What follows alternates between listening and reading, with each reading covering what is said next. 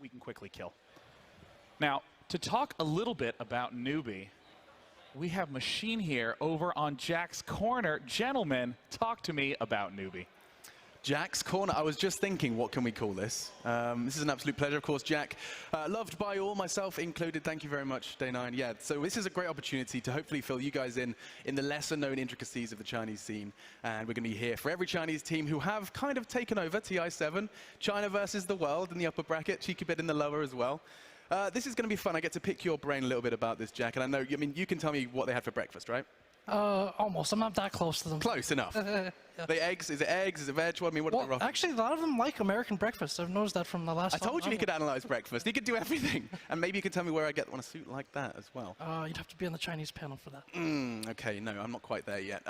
Barely there on the English. Let's talk about this, though, and let's talk a little bit more about how China have done this. How have they taken Ti7 by storm? They're in every single game in the upper bracket. We know people were talking 13-0 LFY, kind of knocking us out of left field.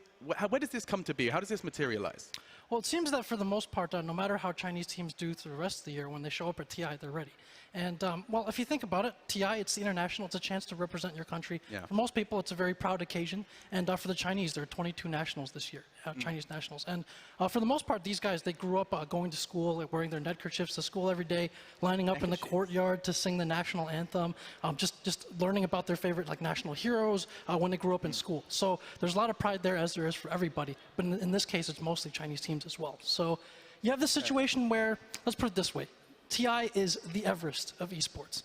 And if you're going to climb Everest, it's an individual achievement, it's a team achievement, and it's sure as heck nice if you can plant your country's flag there too. So a lot of pride for everybody, and they get a chance to represent. Well, that is incredibly romantic, and it makes a lot of sense, really, just seeing just how dominant they do come into the international. $23 million, but also pride. And when we say pride in the desk, sometimes it gets overlooked, but it is a real, so you're telling me it's a very real driving force behind some of the success of China. Yeah, there's like an Olympic feel to it, essentially. Yeah. So. Okay, interesting. I mean, someone who is no stranger to national pride on Newbee. In fact, after they picked up their first win, a real influential performance from him as well, is now SCC. And I mean, admittedly, his name is a horrible one for casters, and it does sound like a, I don't know, an overly agreeable Spanish snake, SCCC, but that's an awful joke. That's why I'm here on this panel. Let's talk about it, though. I mean, national pride, he's taken it a step further. Yeah, so some fans know that he's served in the military. What that meant specifically was that he was in the military police, and in China, the firefighters are usually military police. They're part of the military. So for him, he was part of basically the disaster corps. So if something goes wrong, if there's fire, if he has to rescue someone, like he would be on the front lines. That corps would be on the front lines, risking their lives basically to help other people out. So you know, a year or two after that, he rose to the top of the Chinese ladder in Dota, and now he's representing his country, putting his life on the line for his country in a different way here at TI. Outstanding. Well, we're learning a whole lot more. We'll be back in here in Jack's Corner, but for now, we are going to jack off and head over to Sean. And this is where you get to see that I am the master of segue. Also, we've gotten the chance to see LFY perform extremely well in the group stages, and to get even more insight into LFY, we're going to go ahead and head over to Jack's Corner, the corner where we get to envy Jack's tailored international suit. Yeah. Oh, I want that so badly. I was looking at this. Have you seen this? It's the Aegis tie pin as well. No. Yeah, I mean no tie, so you're slacking a bit, Jack, but step in the right direction. I love it. I'm very envious, and I'm your host, Machine, to hopefully pick this brain just a little bit, get some insight into that Chinese scene. And I think the first question, as basic as it may seem, is just, was this expected from your perspective, from the scene's perspective, LFY's 13-0 run into the group stage? Not by most. Even on the Chinese panel, like Lanham and some of the other players here panelists didn't really expect them to do that well. Then again, it depends on who you ask, because if you ask Newbee for the last month or two, you ask them who's been the strongest team they've practiced against in China, LFY comes to the top of their list. So I think, yeah, they surpassed some expectations. We'll see if they can continue. TNC is known kind of as a China slayer in Chinese circles, so we'll see if they can get past that. I mean, that's kind of good in one way, that it wasn't just one side underestimating them, it was just across the board underestimating LFY and their potential. Currently, about to be doing battle versus TNC, but more of some kind of the fun insight that we wouldn't otherwise get now, Jack, because you were telling me, albeit briefly, that there is a lot of nicknames in China. Now, this is not just a nickname as in Machine, which I made when I was 11, and it shames me every day, but more of like it's like a badge of honor. Yeah, you have an ID, and then of course the people give you a nickname. And Yeah. LFY has a lot of them. I guess we'll start with DDC, the captain. He's one of 3 players to have been to every single TI as a player, I think, along with Kuroki and Puppy. Yeah. And so his nickname has become basically tickets, because he always seems to get tickets to whatever event. He's been to every single Valve event, also except the Kiev Major. And I think most of them have been through qualifiers as well. So he always punches tickets. He's called Tickets. Yeah. Then we have Inflame. So Inflame is known as either the Little Emperor or the Little Boss. The Little Boss is the one I've been hearing more recently, or just the boss, because he is dating his boss, Ruru of LGD, who's also known as the Empress in China. So he's known as the boss. Everybody just kind of calls him the boss. He's the boss by dating his boss. Basically, or there's also kind of Gossip like in the corner. This is a little gossip corner gotta now. keep our distance from him. You know, he's the boss. We gotta make sure he stays happy. Okay. And then Super has been known for a couple of years by basically his friends and people who know him as the Bun, because they think that his cheeks resemble kind of steamed buns a little bit. This is amazing. So sorry, to clarify, he's called the Bun. Yeah. There are worse nicknames out there, but there are better ones too. But possibly the best and worst one at the same time goes to Monet, because Monet in Chinese, the way they've said it is "mo nai te," which in Chinese means something grabby. Basically. Where are we going, Jack? Where are you taking this? Basically to cop a feel upstairs. So that's. That was so beautifully put. That's like when your dad's giving you the birds and the bees. Yeah, he's also the youngest player on the team, so. So Monet, and because I'm already on thin ice, just to clarify, his nickname is kind of copping a feel. Yeah. Well, I think we've learned enough.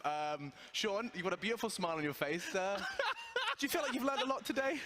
We're going to head over to Jack's Corner to get some insight into LFY. Hey, that counts. You know what the fans call him? They call him the Bun. The Bun! There was a Because little of bit at the his beginning. face. And you just kept going. You know why they call him Little Boss? I was like, why, Jack? I want to know the reason why, because he's dating his boss. Just, what a corner. Dude. One of the best corners of the entire event. We'll be back. Well, we've gotten the chance, and as always, to give us yet more beautiful insight, or possibly just great nicknames, we got Machine over in Jack's Corner. Thank you so much, Sean. Yes, this is one of my favorite times of the day where I get to go ahead and pick Jack's brain. Anyone unfamiliar with what's going on in Jack's Corner is, of course, we have the perfect insight. I mean, we have the host of the Chinese group stage panel, and we get to talk to him about what's going on with some of these Chinese teams. I think this time LGD, you heard from Yao saying that they have worked incredibly hard, and I'm sure you can kind of testify that. One of the more storied teams coming out of China. Yeah, certainly. They've been around for a long time, a lot of memes and stories that go with them, but there's a bit of a rivalry in this series, maybe more than usual. So they'll be going up against Boba. I believe LGD knocked out Boba's Secret last year, and then obviously all those years ago back at Ti3, Boba with Liquid and beating LGD in that series as well. So there's a bit of a rivalry, and Boba's a guy, he really puts himself out there. He loves to talk to teams and players from everywhere. Probably the most friendly person I've met currently in Dota. Yeah, and he likes to, so he'll have fun and, maybe troll the Chinese players a little bit here and there. Whoever's stuck in the middle translating that is a little unfortunate. But the Chinese players have a bit of a nickname for him as well. They're because and fans, because they're not as familiar with him as, say, Western players are. Yeah. But they always see that he's on these prime teams, either as a coach or a player all the time. So the nickname for him is in Chinese, it's Guanxige. So what that translates to basically is he's he must be very well connected, or he must have really good solid relationships, because the Chinese players this guy, seems to only play a few heroes. He doesn't seem to be the best player out there, but he's always on these great teams. So what's going on here? So Boba will have a chance to get them back and show them once again this year. Does Boba know that, or have we just revealed that? I think Boba's been made aware. Okay, so Boba's aware of that. He's on one booth, they're on the other, and they're going to be doing battle. Jack, it's always a pleasure. We'll be talking more and more as the Chinese teams do continue to fight throughout this tournament. Boba there on your screens, and we will throw it back to that panel. Sean, Boba's got even more to play for now. I know, and you know what? Jack's wrong. Bulba's the best. And I gotta say, going into this next game, I'm curious to get Jack's thoughts, as Jack is the king of all insights related to China, and Machine, who's one of the best question askers in the entire world. Gentlemen, tell us about this match. Thank you very much, Sean. Yeah, we'll try and keep it brief. There is so much to be talked about, though. I mean, it would be foolish not to get to hear your insight here, Jack, because all translation and no corner makes Jack a dull boy. Let's talk about this one then, nice and briefly. burning. That profile video, it did highlight just a little bit more about his character behind the, the mask. Of course, I guess the Chinese Dota daddy, one of the oldest players at the tournament. What, can you provide anything extra on top of that video? I'm not sure, but I believe that he is the oldest player in this tournament at 29 years old. He's also pretty much unquestionably the most popular Chinese player. This is a guy who, if he had gone the path of other Chinese stars, could years ago have stopped playing professionally and just say focused on streaming. He'd be well off for the rest of his days. But there is that one mountain left to climb. It's Ti, and so he's still here competing. He's known as the Emperor in China, so there have been a lot of memes coming around that a few months ago, this team used to run the strategy where OP would play Lina, and he'd often use his Bloodstone charges and suicide to save him. So that became he was Burning's royal guard. Oh God! And also ROTK is known as Burning's concubine. He's like one of his closest friends. And ROTK is actually here coaching the team this year. So the team looks better now than they did before, and maybe giving Burning one of his best shots at that elusive TI championship. These innately sexual Chinese memes. That's right. Well, our meme education is over, but also just a little bit more that's going on in that Chinese scene. I don't want to steal too much time away from that panel because this could be the big one. It's time to see if they get a third. I want to know, just Jack, your opinion. You know these teams. It was so close. The panel said it themselves. Do we get to see a third in the series? I think we'll get a third game, but Newbee looks strong right now. They absolutely do. Back to you.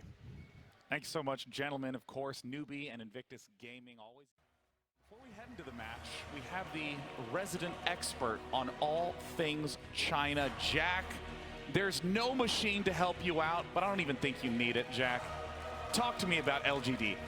Well, that's a big burden to bear that you just gave me there. But so Boba and Yao, like they're familiar with each other. You see them at the summit, messing around, trolling each other a little bit. Yao is one of the more veteran players in the scene, and with all that we have today at TI, right now the LGD organization, their big team house, they're moving to a new office complex. You have to step back and remember this older generation of players, what they've been through. So for someone like Yao, came from just a small province with Zhao 8. They played together on a PC Cafe team. This was in the era when tournament organizers could just up and leave at any time, when their team sponsors could just up and leave at any time. The things that Yao has been through, one time he was told by his boss who owed him 2 months' salary, if you go up to this next tournament in Beijing and you don't come in top 3, you're not going to get paid at all. He ends up taking a 13-hour standing train basically up to Beijing to play in that tournament, and then just countless stories like that. There's this term called blanket players, where they would take their blankets with them when they left their house because they didn't know where they'd be sleeping at the next tournament. So just to put that in perspective a little bit, someone like Yao, who's this year has finally managed to emerge more from Zhao 8's shadow and take charge of his own team, the journey that he's been through to get to this kind of competition with these stakes. That is just extraordinary perseverance. I mean, I know in the early days of esports, things were very volatile. Even some of that volatility still remains. And, with LGD being one of the Chinese teams in the lower bracket, so many other teams have already advanced forward. What is it that will make LGD stand apart from them? I think in Boba, and as I mentioned some of this already, I think they have a bit more draft versatility, a bit more daring in them.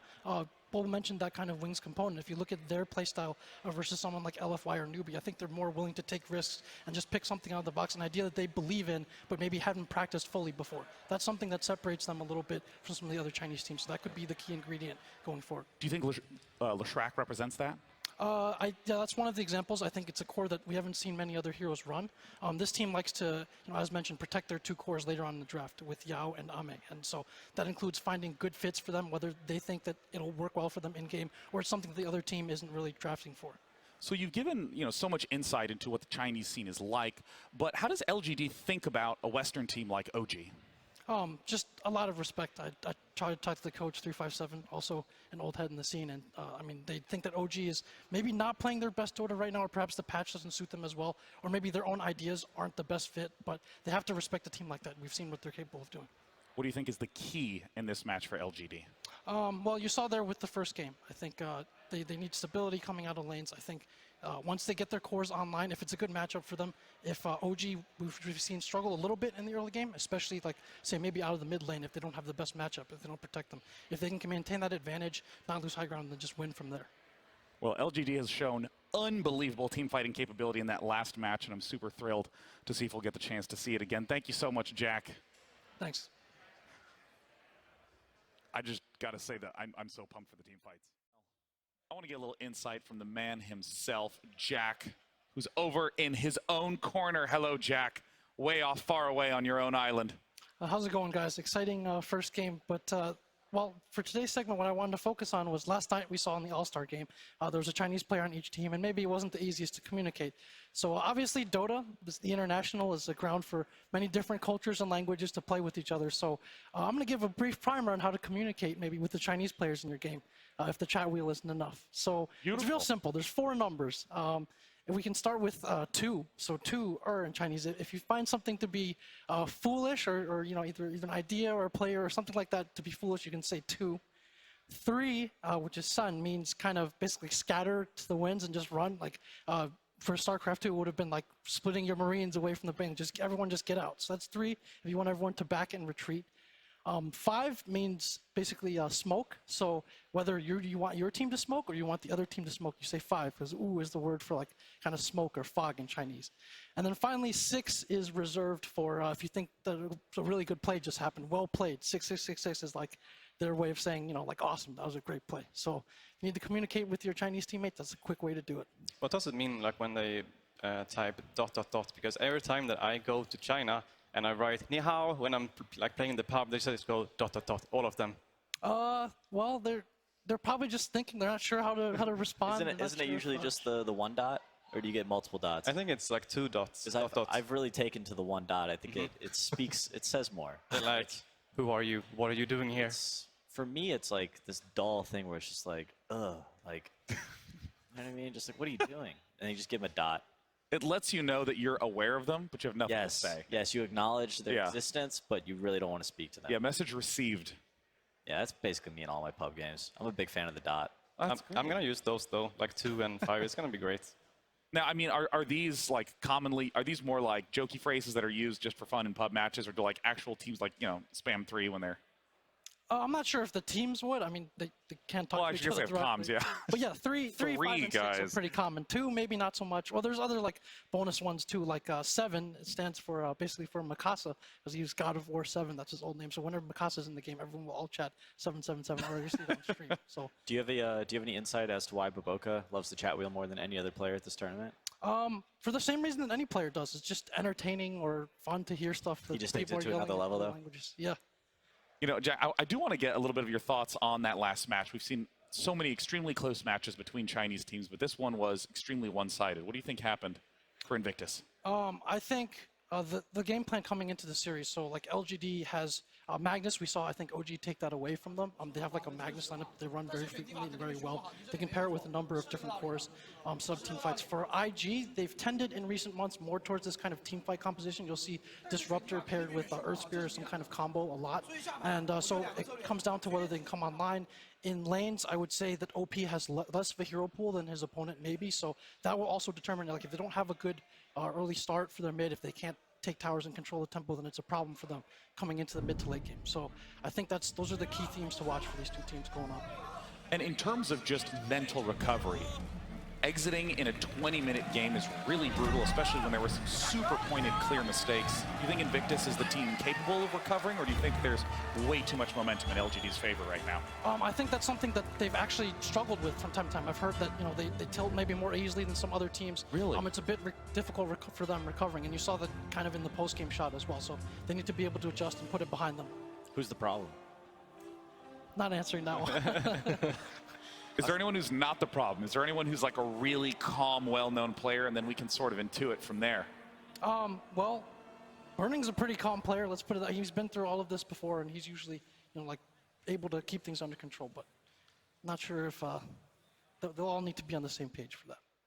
Yeah, I mean, if communication starts breaking down and trust starts breaking down among teammates, I can't imagine you'll last on the main stage for long. I feel like the trust here has been a little bit broken. I feel like Jack's had a lot of secrets he's not given to the people. I know. How many letters is in his name, Jack? You're supposed to be the Chinese inside, and you're just not telling us things? Yeah, what about 1 and 4? What happened to those? You know, 2, 3, 5, 6, 7. What about 1 and 4? They're not used independently unless you want to go with 3, 1, 5, 4 and put it together. But that's a different time and place, different meme. Ancient meme. It's very complex. The Chinese meme game is strong. Yeah, that's amazing. I mean, I got to ask, Jack, do they type question marks whenever there's a misplay? Yes. Yes. That's good. That's that is universal. Yes, we found the common ground, the classic question mark. Jack, thanks so much for your insight. Thanks. Cheers. We got the man himself with all the magical insight. We got Jack with Machine. LFY, we've never really seen struggle in this tournament. Yeah. And they just lost the first game in the winners finals. And so we have to kind of focus on those that did it, right? Newbee, a team that even the group stages, when we were talking about them, Jack, everyone was kind of saying, previously they're regarded as the most patient team in Dota. The way they approach it, some players just find it almost agonizing, the amount of patience they exert. Did you miss me, by the way? Of course. You did? Okay, well, let's all just do alone over this. here in my corner, so I know, you look a little lonely when you're on this island. you want to Fortunately. bigger and better things, so it's good to have you back. Not sure about better, but we'll talk about it later. For now, though, tell me more about Newbee, because I do feel, you know, it's sometimes easy to get sidetracked. It's much easier to focus on teams that we can actually understand their language. Fill me in on Newbee and what's going on surrounding them.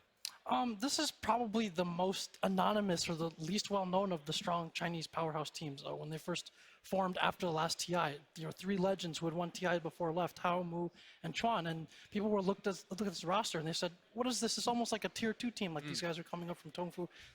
They have Faith, who was a TI champion before, but kind of fallen off in the scene a little bit. And since then, they put on very consistent results in China. They were seen as the great Chinese hope for a little bit because through that winter, initially they were the only good team that was consistently doing well. But since then, obviously they've carried the flag pretty proudly, and there's just been so much criticism they've had to overcome. Oh, can we expand upon that? How are they perceived then? Where is that criticism coming from? It could be on anyone. Like, you know, they could say Faith has a limited hero pool. Kaka's too self-assured with his drafting. He doesn't accept different ideas or look at those things. You know, can KP play in the offlane? He always struggles in lane, it seems. They have to help him. Is Mugi good enough to hang with the top carries? Just all these things throughout the year that they've had to hear. And obviously, you know, they're here now. They've taken a win off LFY, which I don't think even themselves really expected to do that well against. So last thing before we give it to Sean, you're telling me now, so Chinese Dota scene right now is kind of in awe. This is like they have been critical of Newbee every step of the way, and now they're one away from that upper bracket final. Maybe not every step of the way, but I think, you know, they're finally starting to recognize and come around on Newbee. So it's good to see, and that they've made it this far. Newbee breaking their shackles, Sean. It's really cool, honestly, to see that they didn't just win that game. Yeah. They were in a rough position, and they held together and played very patiently. Certainly there were a few mistakes that we were talking about from the LFY side, but it's the fact that they're able to capitalize on those mistakes and not start making some of their own. That's really, really delightful to see. I love this corner, Jack. We'll come back another time, shall we? Of course. One of the best corners of the entire event. Thank you, gentlemen. And with that, LFY and Newbee will be heading into this next game. That's absolutely still up his sleeve. And one of the big questions I have for Jack over in Jack's corner is, what are the other strengths of LGD that they can rely on going up against Team Liquid in this particular situation? Because, as PPD said, it seems like Team Liquid has Magnus figured out. Yeah, it's something that I think Liquid would be confident to at least try to play against one game and see how it goes. As far as LG, that's like one of their strategies they've used quite frequently. You could see something like an AA coming out next game. They've used that with a lane pairing, something like a CK, maybe a stronger lane presence this game. I think the crucial point of last game was really the RPs onto the illusions, because if you're playing Magnus with that kind of lineup, every time you commit the entire team to pick up this kill and you end up wasting the timing and then you can't fight on the map anymore, it's just too big of a backward trend. Like, PA can't have that backward momentum. It feels like if you die once or twice and miss those kills, you can't take those fights anymore later on. I'm glad you brought that up, because that happened, I think, 3 times in a row, almost a 4th time. And I mean, without those types of flubs, do you think that LGD's mostly okay? I could be. I just think it was a really good draft from Liquid, and I think LGD do have some other things up their sleeves that they're going to try. I'm not sure if they'll go back to Magnus again this game. Now, since this is going to be tournament life for LGD, we've seen them continue to go through the lower brackets. We saw them dominate at the start of the day. How do you think they're feeling going into this match? Do you think they'll be able to stay calm and collected? I think so. I think, again, this is like one of the happier teams and one of the more, like, in terms of chemistry, in terms of having fun and being relaxed. So I think they'll be all right going forward. I think they'll adjust pretty well to it. So, yeah, it shouldn't be an issue for them. And then they do have, well, they have a ritual as well that they've gone through every day. So apparently in the main event. So in the morning, they get hot dogs for breakfast. Hot dogs right down here on the floor with barbecue sauce. And then at night, they've been going to a restaurant called Din Tai Fung, a Chinese restaurant nearby. Apparently, the manager tells me that they've gone to the same place, sat in the same seats, and ordered the same food every night. So there's been a kind of ritual to keep that comfort, to keep every variable under control. And so we'll see if that works out for them. And if not, at the very least, you woke up and ate hot dogs, which sounds awesome. Now, teams are coming out. I mean, mean, the opening advantage almost seemed insurmountable for Team Liquid. And I mean, though they were able to extend it on, we really got to see why LFY is here in the top 3. And I mean, Jack, Machine, talk to us a little bit about LFY. That was quite a game 1. I mean, yeah, we basically were ready to go 25 minutes ago. Yeah, we really were. But I don't know if Matumba Man has broads in Atlanta, but that panda was playing some, it kind of resembled somewhat of a rat, actually, Jack. A Chinese team nearly being ratted to death by a panda. Beautiful. Look at that summation. But we should probably talk a little bit more, of course, in this magical corner. First things first, it's kind of getting a read, the consensus, general consensus across the board of, like, their read on Liquid as well as LFY. Well, most people that I asked, whether it's panelists, casters, or fans, were like, Liquid's unstoppable. They're just going to own everyone tomorrow. And the reason for that is partly because there's a superstition about, in Chinese they say it's milking it, giving it nai. It's like you talk something up, and then that ends up becoming like a caster's curse or a jinx. And it becomes the poison milk. So they wanted to avoid giving the poison milk, and of course saying Liquid's going to own everyone. At the same time, though, Liquid does have a pretty big following in China. Like, they've won the last 2 tournaments there on Chinese soil at Star Ladder. Obviously, Miracle is like a global star. And then there's cool nicknames for some of the other players, too. Kuroki, very well-respected. K-God, one of the original Dota 1 stars. And then you've got GH, who was known as Go Home. You've got Matumba Man, who was known as Toilet Man or Toilet Bro, because his name, the starter's name sounds a little bit like can't toilet. you have to explain this one. Okay, well... Matumba Man, Toilet Man. Matumba Man is a hard name to say. So the start of his name sounds like Matong, which means basically toilet in Chinese. So Right. it became the Toilet Bro. And then, So you've got, like, Grabby on one side, Grabby McGee, and Toilet Bro. yeah. So, I love the Chinese nicknames. so they're a well-respected team. And even the Chinese panel, like Mikasa and them, were saying, hey, we'd like to see, Liquid go on. We'd like to see a China versus the world type of final. They like that situation, too. Sure. So I think they're a welcome team, and people would like to see them there. And of course, one final question, which is just that we saw this matchup relatively recently, right? We were talking about it backstage. At Epicenter, we got to see Liquid best LFY. So my question is, have you heard, of adjustments that they've made coming into TI?